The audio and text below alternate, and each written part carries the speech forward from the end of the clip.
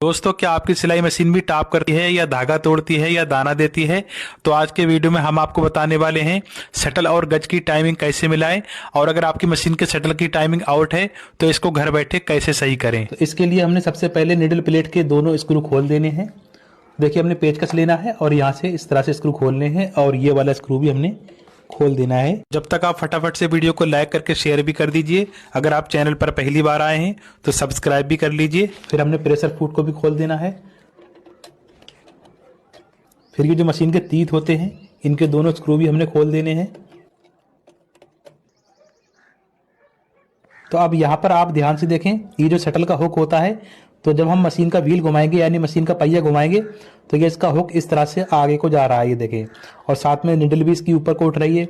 तो अब हमने ये कैसे पता लगाना है कि हमारे शटल की टाइमिंग ठीक है या नहीं है, सही है या गलत है, इसका कैसे पता लगाएं? तो हमने यहाँ पर देखिए क्या करना होगा। हमने सबसे पहले मशीन का व्हील घुमाना है यानी पहिया घुमाना है। तो जब हम व्हील घुमाएंगे तो ये जो शटल का हुक है यानी कि जो शटल की नोक है, जब वो निडल के सेंटर में आएगी यहाँ पर, तो आपने ध्यान देना है अगर निडल का होल इस हुक की यानी शटल की नोक के नीचे है तो समझ लीजिए आपकी टाइमिंग ठीक है। अगर शटल की नोक सुई के सेंटर में आती है और सुई का होल ऊपर या नीचे होता है तो समझ लीजिए मशीन की टाइमिंग आउट है। और यहाँ पर आपने ये भी चेक करना है शटल और निडल के बीच में कोई गैप नहीं होना चाहिए यहाँ पर, ठीक है। अगर यहाँ पर गैप है तो समझ लीजिए आपकी मशीन सही नहीं चलेगी, टाप करेगी। अगर इस तरह से टाइमिंग मैच नहीं कर रही है तो आपका शटल की टाइमिंग आउट है। तो आपने इसको किस तरह से सही करना है वो जान लीजिए। तो शटल की टाइमिंग मिलाने से पहले हमने सबसे पहले इस रॉड को चेक करना होगा।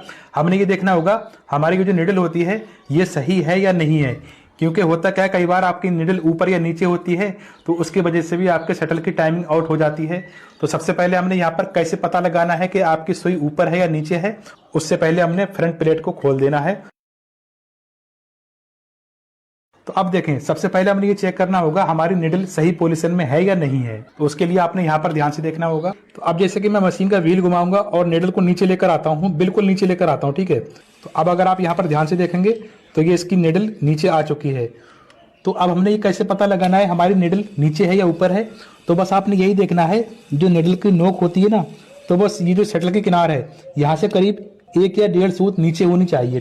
अब जैसे कि मान लीजिए आपके निडल की नोक यहाँ पर थोड़ी सी दिख रही है यानी कि कम दिख रही है, तो समझ लीजिए आपका शटल गज ऊपर को चला गया है। तो उसको नीचे कैसे लाना है? तो ज्यादातर सुई ऊपर को ही हो जाती है और ऊपर को होने की वजह से आपकी मशीन टाप करती है। कभी कभी तो ये भी होता है कि नीचे से धागा भी नहीं उठाती है, जो हम बॉबिन का धागा ऊपर उठाते हैं वो ऊपर भी नहीं उठ पाता है। तो हमने इस गज को नीचे या ऊपर कैसे करना है? तो शटल की टाइमिंग मिलाने से पहले हमने इस रॉड को सेट करना होता है। तो यहाँ पर आप देख सकते हैं जो ये वाला पार्ट है, यहाँ पर एक स्क्रू दिया गया है। तो पहले तो हमने इस स्क्रू को लूज करना है। तो देखें, ये वाला स्क्रू लूज होने के बाद गज ऊपर नीचे होने लगा है। तो अब हमने निडल को सही पोजीशन में सेट कर देना है। इस तरह से हम नीचे को लेकर आएंगे, और उससे पहले आपने ध्यान देना होगा जो ये वाला पार्ट है ना, तो व्हील घुमाकर सबसे पहले हमने गज को पकड़ लेना है और इस वाले पार्ट को नीचे कर देना। तो जो ये वाला पार्ट है इस पार्ट को हमने बिल्कुल नीचे ले आना है इस तरह से। अब देखें, निडल को हम इस तरह से नीचे लेकर आएंगे, ये देखें। तो यहाँ पर लाकर हमने रोक देना है और हमने दोबारा से इस वाले स्क्रू को टाइट कर देना है यहाँ पर इस तरह से। तो अब यहाँ पर हमारी निडल तो सही पोजीशन में सेट हो गई है। अब हमने शटल की टाइमिंग किस तरह से मिलाना है? तो अब ये जो आप शटल के स्क्रू देख रहे हैं, हमने इन स्क्रू को पहले लूज करना है। तो हमने पेचकस लेना है और हमने व्हील को पकड़ लेना है, इस तरह से घुमाएंगे, ये वाला स्क्रू लूज कर देंगे। बिल्कुल अलग नहीं करना है, बस लूज करना है इस तरह से। ये देखें, ये लूज हो गया। उसके बाद तीसरा वाला स्क्रू भी लूज कर देंगे, ये देखें। तो अब ये देखें, लूज होने के बाद अब शटल इस तरह से फ्री हो चुका है, ये देखें, इस तरह से घूम रहा है ना आसानी से, ये देखें। तो सबसे पहले हमने क्या करना है, मशीन का व्हील घुमाना है और निडल को बिल्कुल नीचे लेकर आना है इस तरह से, ये देखें। अब ये निडल बिल्कुल नीचे आ चुकी है ना, और हमने शटल की नोक यहाँ पर लेकर आना है इस तरह से। ये जो निडल का होल है और ये जो शटल की नोक है, तो निडल का होल शटल की नोक के नीचे रहना चाहिए इस तरह से, सेंटर में भी होना चाहिए। निडल का होल और शटल की नोक सेंटर में है इस तरह से। उसके बाद हमने एक स्क्रू को टाइट कर देना है, पहले फुल टाइट नहीं करेंगे, एक ही स्क्रू टाइट करना है पहले हमने। अब यहाँ पर हमने सही से चेक करना है, ये जो शटल का हुक है, ये जो नोक है ना शटल की, जब ये नोक निडल के सेंटर में आएगी, सेंटर में आते टाइम निडल का जो होल है वो इसके जस्ट नीचे होना चाहिए। तो जैसे ही शटल का हुक आगे को जाना शुरू होगा और निडल उठना शुरू होगी, तो देखिए इसका होल ऊपर को दिखने लगा है, ये देखें। उसके बाद आपने यहाँ पर एक चीज और चेक करना है, शटल की नोक और निडल बीच में कोई भी गैप नहीं होना चाहिए। इतना गैप होना चाहिए कि बीच में धागा आ जाए, ठीक है। अगर ज़्यादा गैप होगा तो आपकी मशीन टाप करेगी और ऊपर को धागा भी नहीं उठाएगी।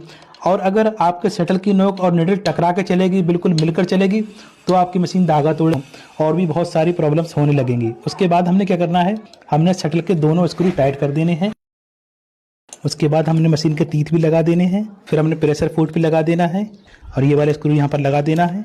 अब उसके बाद आप मशीन चलाएंगे तो आपकी मशीन बिल्कुल सही चलेगी, धागा भी नहीं तोड़ेगी, टाप भी नहीं करेगी, नीचे दाना भी नहीं देगी और टाँका बिल्कुल साफ आएगा।